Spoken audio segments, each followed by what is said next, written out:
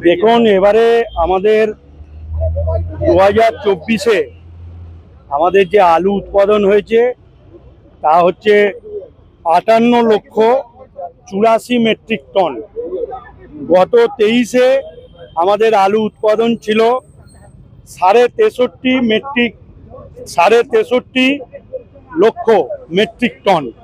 গতবারের থেকে প্রায় 4.5 লক্ষ মেট্রিক টন আলু কম রয়েছে। এবং আপনারা জানেন যে এবারে যারা ব্যবসাদাররা কৃষকদের থেকে আলু কিনেছে সর্বনিম্ন 650 টাকা প্যাকেট 50 কেজি এবং সর্বোচ্চ 750 টাকা প্যাকেট 50 কেজি। এই ব্যবসাদাররা বন্ড বিক্রি করছে 1000 থেকে সর্বনিম্ন 1000 এবং সর্বোচ্চ 1070-80 টাকা পর্যন্ত, অর্থাৎ গড়ে প্রায় 50 কেজি আলুতে 300 টাকা করে লাভ করেছে। কিছু ব্যবসায়ী, অসাধু ব্যবসায়ী যারা মানুষের কথা ভাবে না, তারা বিভিন্ন রকমভাবে তারা আলু বাইরে নিয়ে যেতে চাইছে এবং এ রাজ্যের ক্রাইসিস সৃষ্টি করে।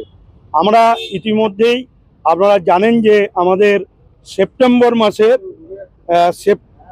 3রা সেপ্টেম্বর থেকে আজকে এই 2 তারিখ পর্যন্ত আমরা রাজ্যের বাইরে আলু গেছে 8,43,294 মেট্রিক টন। 8,43,294 মেট্রিক টন আলু অলরেডি বাইরে চলে গেছে। আমাদের হাতে এখন আলু রয়েছে 6,02,000 মেট্রিক টন।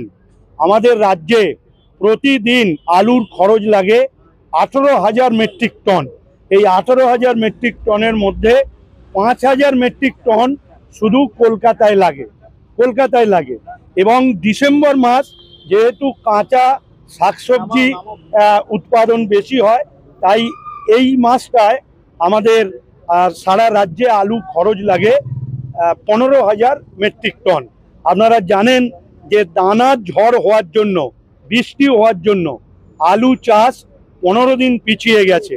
অর্থাৎ যে নতুন আলু আমরা ডিসেম্বর মাসের 20 থেকে 25 তারিখের মধ্যে আমরা নতুন আলু পেয়ে যেতাম, যেটা বর্ধমান, বাঁকুড়া, হুগলির কিছু অংশে চাষ হতো, সেই চাষটা 15 দিন পিছিয়ে গেছে। অর্থাৎ এই আলু পেতে আমাদের প্রায় জানুয়ারি 10 থেকে 15 তারিখ লাগবে।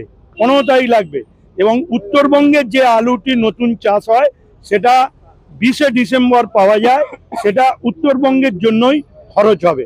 যেহেতু আমাদের রাজ্যে 6,02,000 মেট্রিক টন আলু এই মুহূর্তে স্টোরে রয়েছে, আমাদের এখনো 40 থেকে 45 দিন চালাতে হবে। এই আলু যা রয়েছে তাতে সাফিসিয়েন্ট। এবং জেনে রাখবেন, এর বাইরে কেউ যদি আলু নিয়ে যায় তাহলে আমাদের আলু ক্রাইসিস পড়বে।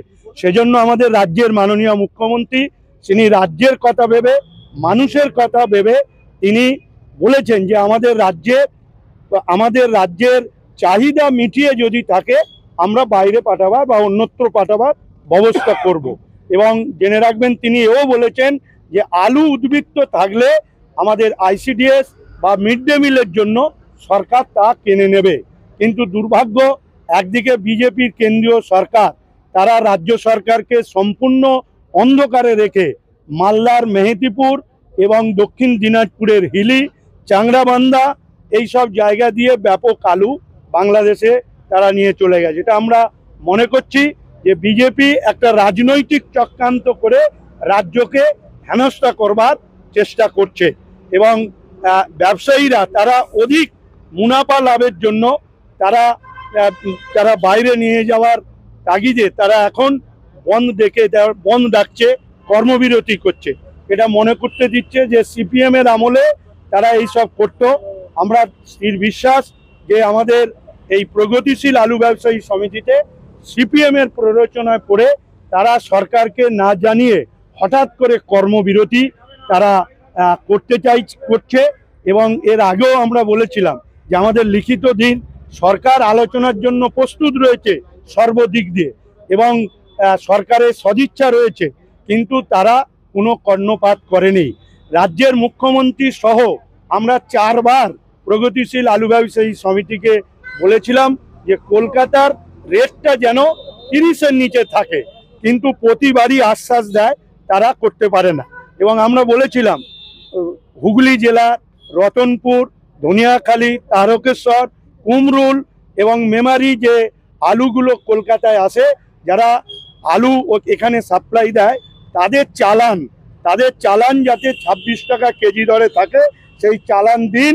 আমরা সেই 26 টাকার চালান ধরে কলকাতার খুচরো মার্কেটগুলোকে আমরা সতর্ক করব যে 30 টাকা নিতে হবে, কিন্তু তারা 26 টাকার চালান দিতে পারেনি।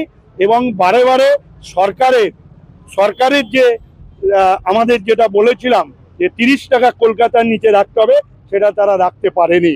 সেজন্য আমাদের রাজ্যের মাননীয় মুখ্যমন্ত্রী রাজ্যের মানুষের কথা ভেবে এবং রাজ্যের মানুষের চাহিদাকে তিনি মিটিয়ে পরবর্তী পর্যায়ে যদি উদ্বৃত্ত আলু থাকে তখন বাইরে যাবে, না হলে সরকার কিনে নেবে।